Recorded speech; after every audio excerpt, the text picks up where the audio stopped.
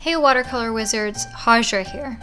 I got some excited comments about the art border I made in a past video from an adult coloring book page. So in the tradition of some of my other motherload style videos, and just in time for the holiday season, I give you the ultimate coloring book project idea video with a whopping 12 creative ideas to inspire you to do cool things with any unused coloring books you may have lying around. Here's a now mangled copy of Lost Ocean by Joanna Basford that my mom never got into. It's the only coloring book I had, so doing 12 projects out of it really made me sick of the Under the Sea theme I started out really loving. But I really did like all the projects, so that worked out well. Now, first of all, if you missed my Erte ink video, you should go check it out to see how you can make a frame from a coloring book page and color match it to a piece that you're painting for a custom art border. And this is my newest travel tin with a cute little goat sheep on it. It has little bits of all my Create-A-Color, Aqua Stick, and Neocolor 2 Caran d'Ache watercolor crayons in there, so I can paint on the go or just have them all accessible in a really tiny space. We'll be making a card for the second project idea, and it'll be using tan, yellow, violet, and magenta for the shells, and blue for the background on this coloring book page cutout. I'll be using simple techniques, either wet paint on dry paper along an entire surface, or wet paint on dry paper with the edge blended out with a damp brush. I found that watercolor crayons work the best on coloring book page paper. It's definitely not watercolor paper, and it's kind of like a cardstock, and it has no sizing, so ink colors or staining watercolor is just going to sink right in and stain it, and edges are not going to blend out or lay down evenly without some trouble. Because the watercolor crayons have a slippery wax in them, I suggest using them to make painting on this paper fun and easier. If you don't have watercolor crayons, then wet your paper before you apply watercolor ink so you have some time for softer edges, but this will still not work as well, and it will also warp the page a little bit. Again, this really isn't watercolor paper. You can of course use coloring pencils or conventional crayons or markers, which are really what this paper is meant for, so those will really work the best. I used a cutout strip of paper glued on cardstock for this card, but you can also make a card completely out of the coloring book page paper, and you can see one like that I cut out to finish later in the pop-up. And it changes the mood completely how much coloring book page paper you use. You can use it as an accent, you can make the whole thing out of it, and don't feel restricted to straight cutouts. You can cut shapes and scenes and just collage them on cardstock or over another coloring book page. I only did light shading on these shells without going overboard and getting too complicated, and you can of course paint your card however you want, and it will depend on what coloring materials you use.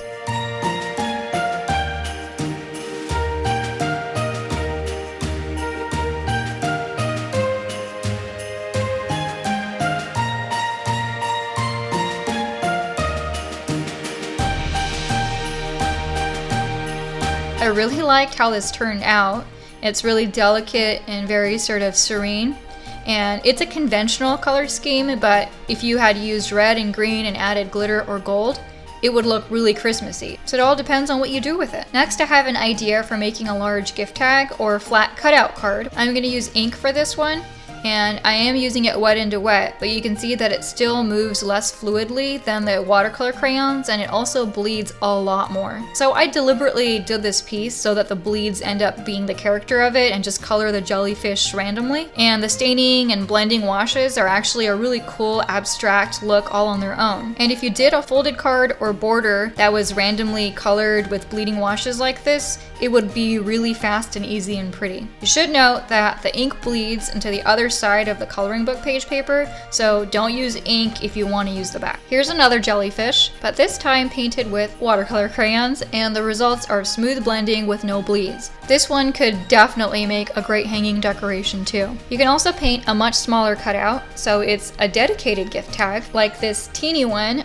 or this medium-sized cutout, which would make a great accompanying card for a bouquet or a box of chocolates or to put in somebody's box lunch. Next, I have a really crafty fish mobile, and it just consists of coloring the fish in, cutting them out and then stringing them together using embroidery floss or any other thread that you have. And it's hanging in my kitchen because it goes well with the blue glass and the backsplash, but it would also be a lovely ocean-themed mobile for a child's room over a bed or a crib. I glued metallic cardstock to the backs of the fishes to make it more robust, and so the backside is also finished and glimmery looking, but you can just color both sides of the coloring book page if you want, or you can just leave the back unfinished if it's gonna lie flat on a wall. This next group of projects involves jewelry ideas, so get ready to dress up. First, I found some floral areas with a wee little fish in Lost Ocean, and I cut them out so they were the size and shape to fit some acrylic blanks I bought for earring focals.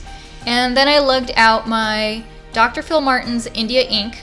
Waterproof paints for jewelry work best actually, because then you don't have to worry about the extra step of sealing the painted area so it doesn't bleed later, but you can use other paints as long as you remember to seal them. Also choose colors that are vibrant and that you will want to wear as jewelry.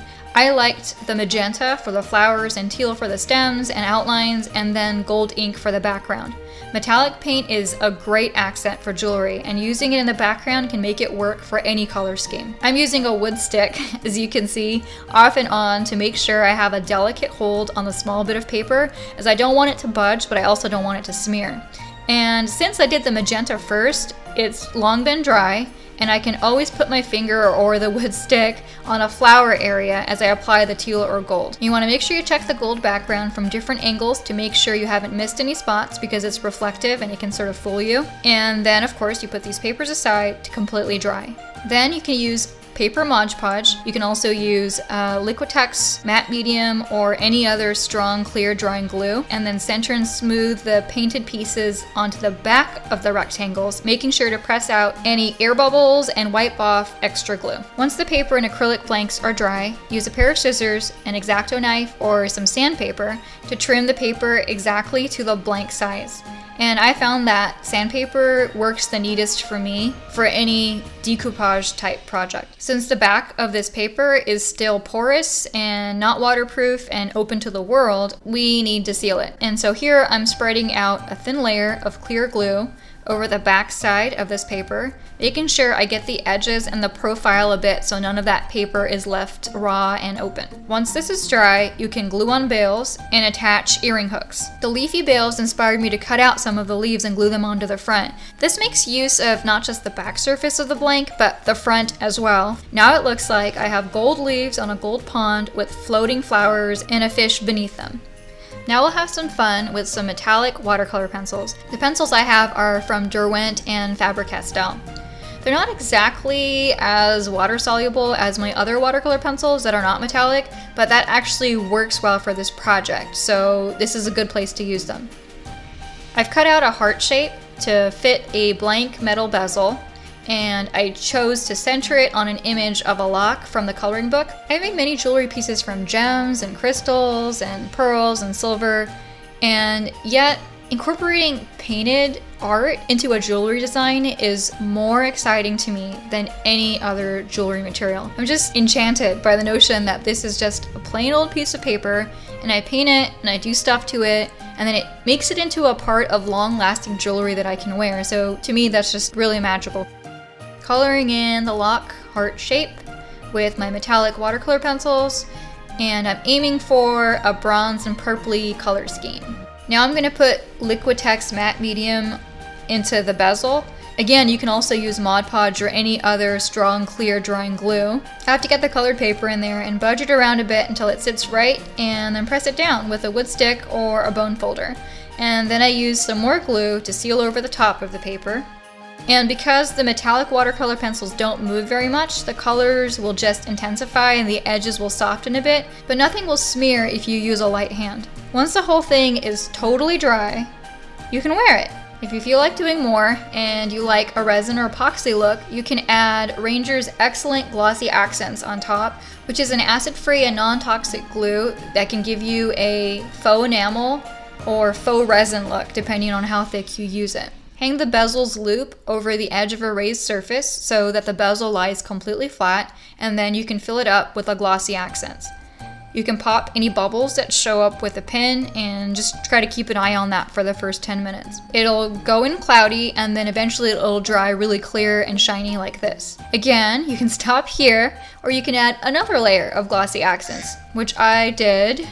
And I threw in some imitation gold flakes while the glue was still wet. And it's because I wanted to add some more sparkle and really capitalize on that treasure theme of the coloring book page that the cutout came from. You should leave that to dry overnight, and once that's done, you'll have a charming little pendant ready for a chain or a ribbon. My last jewelry project idea involves using coloring book page cutout to get an enamel look. I'm using liquid pearls by Ranger over paper that I've already cut out and glued into deeper bezel cups. The paper buckled a bit as it molded into a cup shape because these bezels are harder to use than the flat heart bezel or the acrylic blanks that we used earlier. But you can cut snips into the paper edges to minimize wrinkling, but liquid pearls paint is dimensional, so it actually is thick enough to hide the wrinkles, so I sort of left them there and didn't worry about it. And then halfway through painting, of course, I decided to use the paint thinner instead, so it didn't hide the black outlines, so it didn't end up filling over the wrinkles, but the result still looked pretty. It looked like veining in a shell interior, so I didn't pry the paper off and start over. Hopefully, my demo will help you decide if you want to use it thin or thick, or both. I ended up using 3 of those lovely pearlescent colors, and it made the inside of the cup look sort of mother of pearl-esque. And when it was all dry, I couldn't help gluing on some silver-plated bead caps to heighten the diorama feel. And the result is a nice delicate set of earrings and pendant, and you could also use these or any of the past jewelry projects as mini ornaments if you wanted. And speaking of such, the last project ideas are about 2 dedicated ornaments for your tree or anywhere else you want to hang them. So start out with some blobs of liquitex acrylic matte medium and add some loose glitter to make a glitter paint. And you can add more glitter if you want the glitter paint to be more opaque, and less glitter if you just want like a glitter glaze. I've cut out several circles from coloring book pages, and now I'm going to glitz these circles all up. If you use the glitter in a DIY glitter glue with the matte medium, none of it will come off later, and it makes sort of like this shiny acrylic skin. And so it makes it feel like not even like paper in the end, and it also makes it really clean and not frustrating to have run later because there's not glitter flaking off of it. So as you can see, I've been doing gold glitter, then red glitter, then green glitter, and off screen I did white glitter for the background so there wasn't any blank paper showing up at all. And I've used circle cutouts, but you can use trees or dreidels or hearts or animal shapes or anything you want for any kind of ornament. Okay, so I have several glittery circles that need to dry out completely. Then they can be glued together one half to another half to another half until you run out of circles or patience. Here's another circle ornament I did with ink using 9 circles. And for the glittery ornament, I only did 4 circles, but I made and hung a gold thread tassel from the bottom, so I think that makes up for it. I also did a flat single circle ornament, and it also turned out really pretty. And it was a lot easier. I used earring hooks to make the ornament hangers, but you can use thread in a loop or a bent out paper clip. I also went back and added gold glitter all along the rims of the circumference of the circles in the ornament, and it gives it a very finished look because there's no exposed edges, and it makes it even harder to tell that the ornament's made of paper. Thanks for parking your brushes here. I hope you enjoyed my 12 project ideas for using coloring book pages in a creative way. It's a real art jam of a video that hope to inspire you during the holiday season. Please subscribe and check out the links below and visit my website to follow me online. Until next time, glittery art adventures.